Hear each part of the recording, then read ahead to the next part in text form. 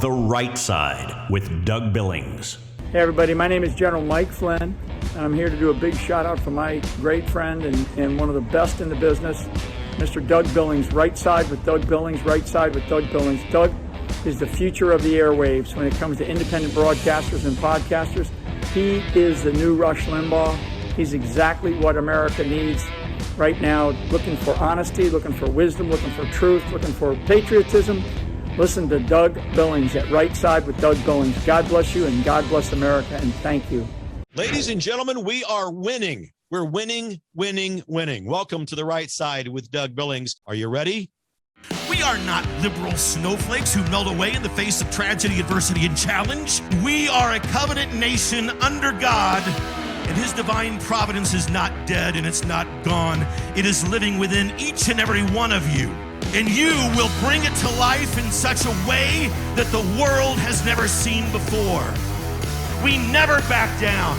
We never give up. We march forward.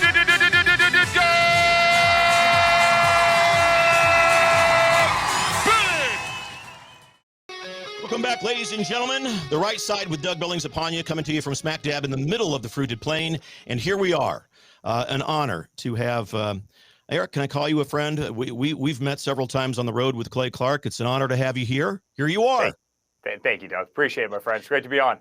Hey, I want to tell you something. This is the Real Talk Radio Network. It was founded in 2020 by Rick and Tracy Ellis, who, as a result of what they saw your father go through in 2020, they decided that America needs a voice. We need to get the truth out there. So they founded this network because of the inspiration and the nonsense that your father had to go through. Yeah. Well, we all had to go through that nonsense. My father went through more nonsense than anybody that you can possibly imagine. And, it's beautiful. If you look at kind of what we've gone through, but then you look at the results last night, right, between the, peace in the Middle East, so many of these great things that are happening, energy prices falling, inflation falling, our country being respected around the world, Christianity saved, God saved in this country, the family unit being prioritized again, so many great things that are happening. The entire fight was worth it. I just spent an hour talking about this deal in Gaza, Israel, Hamas. And Eric, I have said, and I'll say it again, your father is the most substantial president this country has ever had. There is absolutely no one on both sides of the aisle, and certainly no one in the liberal left, that could ever come close to accomplishing this. We have stopped the radical liberal appeasement of our enemies and now held them accountable. It's the most significant peace accord in the history of the planet, and he's the most significant president in our country. And I've said it many times, not saying it just because you're here. I believe it. Yeah, listen, I do too. The values of this country were getting flushed down the toilet. You had incompetent people who were running our country. In fact, I'm not even sure if we know who was running our country under the auto pen scandals and everything else that was happening. As sad as that is to say, you had Biden who couldn't make it through a coherent sentence. I mean, he couldn't answer a question, couldn't make it through a coherent sentence. And you had a mainstream media in this country that's propping the guy up, every single day. And, all of a sudden we had the greatest political victory in modern history, and look at the difference. I mean, look at the difference. I mean, even look at the military. I mean, you had the worst recruiting numbers in the history of the military when Biden left. And about 3 months later, you have the best numbers in the history of the military as testosterone was actually restored and people wanted to fight under a commander-in-chief that they knew would take care of them and would be behind them. And it's just amazing. I mean, every single kind of quantifiable, metric in this country has just changed, in a 9-month period of time. And, I just can't say enough how much better as a nation we are for it. We also noticed today with some irony, but also with a sweet sense of and a taste of justice. And I got to talk to you about it just for a minute. And I want to get to your book. I know you've got a book, Under Siege. But Letitia James, the nonsense of lawfare that she waged against President Trump, coming back to Hunter, and the irony, the audacity of what she charged her dad with is exactly what she's been doing. Thoughts on that? Doug, I was right in the middle of that case, and I can't tell you how brutal it was. I mean, she charged. She had a $600 million judgment on a company for doing absolutely nothing wrong, because she had a crooked judge, right? And And we've had it overturned. 5-0 got overturned at the appellate division in New York, including the presiding judge of the state of New York. $600 million. And we had every bank go up and testify, that they'd never had a better borrower, that we were one of the best real estate companies out there, that they've made hundreds of millions of dollars off of us, that, that we were the big whale, they called us, that we are a platinum borrower, could not have had a better customer for the bank. I loved the relationship, no defaults, no breaches. Find us $600 million again, which all got overturned out of a vendetta. She promised to go into the office of Attorney General every single day, sue Trump, and go home. Those were her exact words. She campaigned on the promise of being a real pain in the ass. That's what she said, right? I'm going to be a real pain in his ass. I'm going to get him. I'm going to get him. I'm going to get his family. And, it's amazing about the Democrats. They often dig so deep that they find themselves. And I think that's exactly what happened with Letitia James. So I don't like these games. I don't like time wasted in courts. I don't like any of this stuff. But what she did, she's a horrible person. What she did to us was unthinkable. She drove a great company out of New York. When I finally said, it's not worth it. It's not worth being there. I'll go down to South Florida. It's not worth being in the state anymore. And that breaks my heart because I love New York State, and the business community in that state deserves a person who's going to, keep clean streets and go after criminals and go after bad people, not have political vendettas against their political opponents. We agree, and I can't imagine as you lead the Trump organization and that you had to do all of that and go through that to defend an innocent company against lawfare. I hope that Alvin Bragg and Fani Willis get the same sweet sense of accountability, and that we can put this behind us. It's just been, and Eric, and I what your family had to go through, I can't imagine. But when we read between the lines of all of this, also the taxpayers, the wasted money, how dare they do that? I mean, listen, Alvin Bragg shut down all of New York, all of Lower Manhattan, the FDR Drive every single day, for 6 months for a $130,000 payment, which was totally legal, made by a lawyer that my father didn't even sign, and charged him with 34 felony counts, again, all of which have been overturned at this point. Over $130,000, like no one buys it, right? Al Capone got charged with one felony, and this is Al Capone. My father got charged with 34 over $130,000. Give me a break. No one believes it. And honestly, it's a lawfare that actually elected Donald Trump president. As conservatives, we're able to see in the moments of adversity, challenge, and tragedy, blessings that are waiting to be born. That liberals cannot do that. That's why they react by having Soros buy and deliver pallets of rocks, bricks, and stones to street corners so they can throw them through storefront windows. But we know in the midst of it all, there's blessing waiting to be born. And perhaps the blessing, or one of them at least, perhaps, maybe it's the Democrat Party that really doesn't even exist anymore, Eric. I mean, I call it the Commune Socialist Party. Clearly not a pro-America political party. They purposefully plan chaos everywhere. Portland, Seattle. You and I have been to Portland for the Reawaken America tour. We've been to various cities throughout the country. We see it. We go there on purpose, and there's no other conclusion that anyone with any shred of intellectual maturity can draw other than to say, you know what, they're right. Eric and Doug, they're right. It's purposeful chaos. And your father is the target because he represents and he is the end of the swamp. Let me get your take on that. Well, that's right. I mean, every single day. I mean, I saw one of the Democrats the other day, fighting against the fact that my father's taking out drug boats as they run fentanyl into, California and into the United States of America. I mean, I personally have 4 friends that have lost children to fentanyl, right? And you have Democrats that are coming out there saying, how dare you blow up these boats? I mean, I can't believe it. These people didn't get, due process or whatever the hell their argument is. And I'm sitting there saying, you have these skiffs that are flying northward filled with burlap sacks of drugs, which is going to poison our youth and kill thousands of people. I mean, that's how radical the Democrats have done. And, it's the same thing when you have, women men my size swimming in women's sports, 6'5" guys swimming in women's sports. And you have the same thing with the DEI nonsense, all over the place. I mean, people are sick and tired of it. And the Democrats have run away from the average person. They have no leadership. They've got no message. And, I think the party's all but dead. Eric, let's talk about your book, Under Siege. And let me tee it up by saying this. I think Barack Obama, the first American president who dared to say one of the most un-American campaign slogans I have ever heard, the most un-American. America needs to be fundamentally transformed. Remember, as soon as I heard that, I knew that we were under siege. I knew that they wanted to transform us fundamentally away from the intent of the founding fathers and the divine providence of God. Yeah. But let's talk about your book. Tell us about it. Yeah, Under Siege, it went to #1 on Amazon. It's doing incredibly well. I mean, I really think people in this country are making a statement. I know they're making a statement based on book sales. It's skyrocketing, and it's been unbelievable. It's been so well received. But listen, I think you saw the fight that our family went through to save this country. Yep. Whether it's the dirty dossiers, whether it's the impeachment #1, impeachment #2, the Russia hoax, which I was right in the middle of. I mean, literally saying that we had secret servers communicating with the Kremlin in the basement of Trump Tower. It was all lies. I became the most subpoenaed person in American history for not doing a damn thing wrong.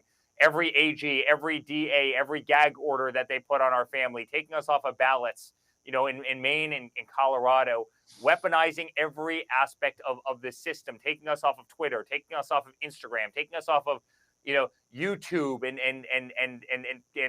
every single platform, trying to silence our voice, trying to get rid of our First Amendment right, leaking our tax returns, raiding Mar-a-Lago, raiding Melania's room, raiding, Barron's room. They did everything they could to destroy us. And then they tried to kill my father in Butler, Pennsylvania. And then they tried to kill my father again in Palm Beach. And then they killed Charlie Kirk, and they shot, Steve Scalise, who's a friend of ours, another Republican figurehead. They tried to kill, Kavanaugh, as you know better than anyone. They attacked Kavanaugh. They made up the most unthinkable things about him.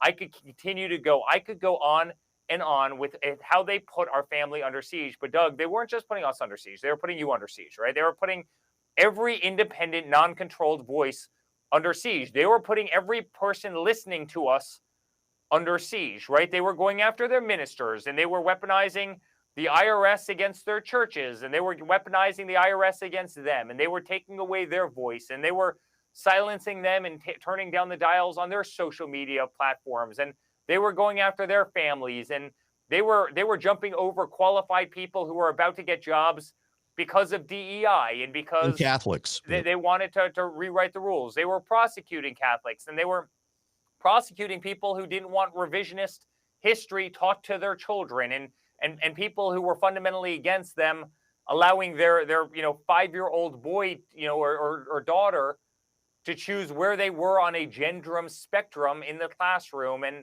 I mean, they did this to all of us, and the American people spoke out. We might have been the tip of the spear. We might have been the people that they were coming after in a macro way, as they weaponized every aspect of the DOJ, of the FBI, of the Biden administration, of Letitia James, of Alvin Bragg, of Jack Smith, as they planted files at Mar-a-Lago and then made up the fact that they had classified folders. And I mean, they tried to kill us in every way, shape, or form. Then they physically tried to kill my father twice.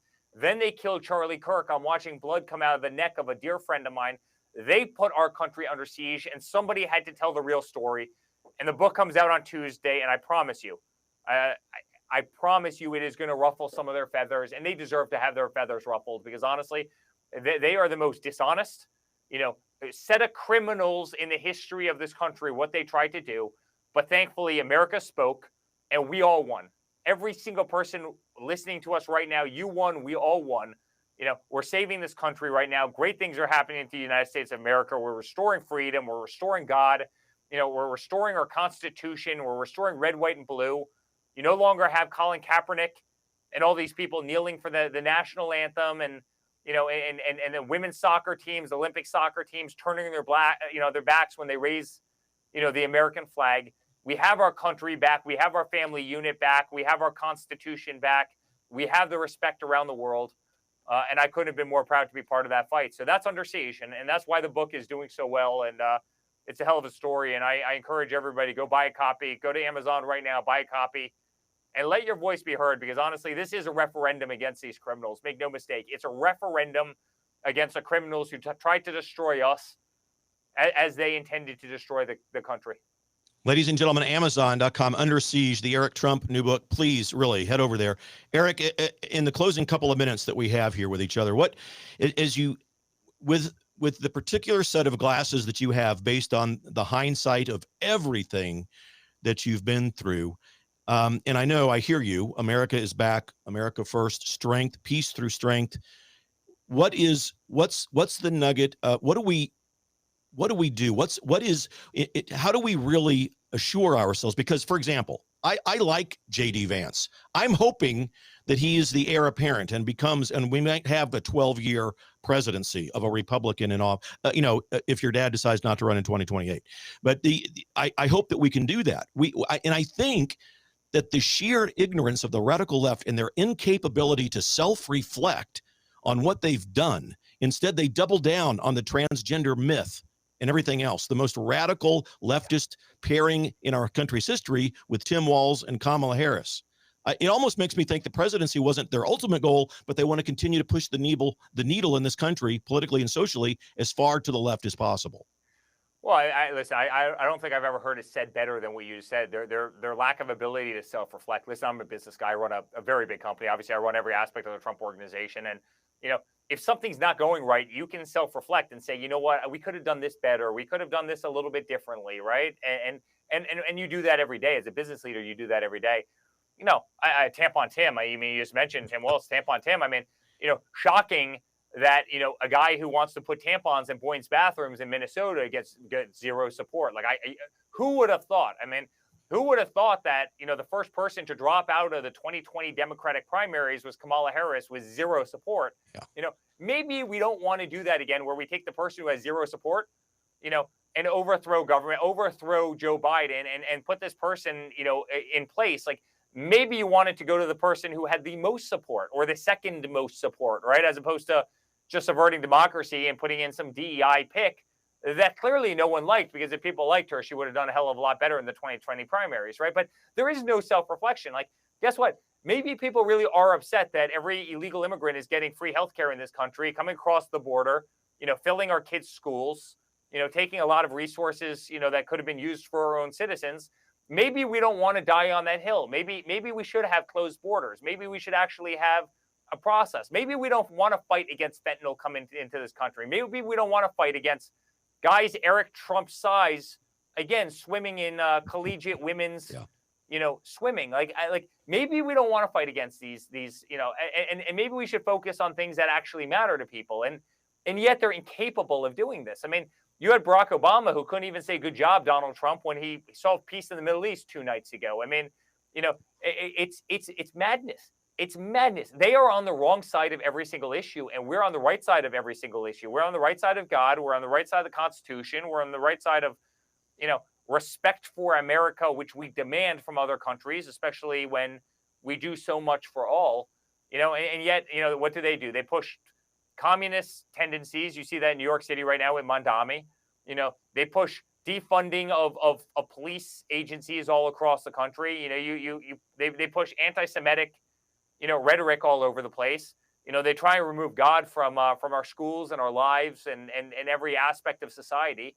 I don't know. Maybe a little self-reflection would be a good thing, but they're incapable of self-reflection. And they dare to suggest that children, in order to be happy, should mutilate their genitalia. Barbaric language, but it needs to be said. That's what they advocate.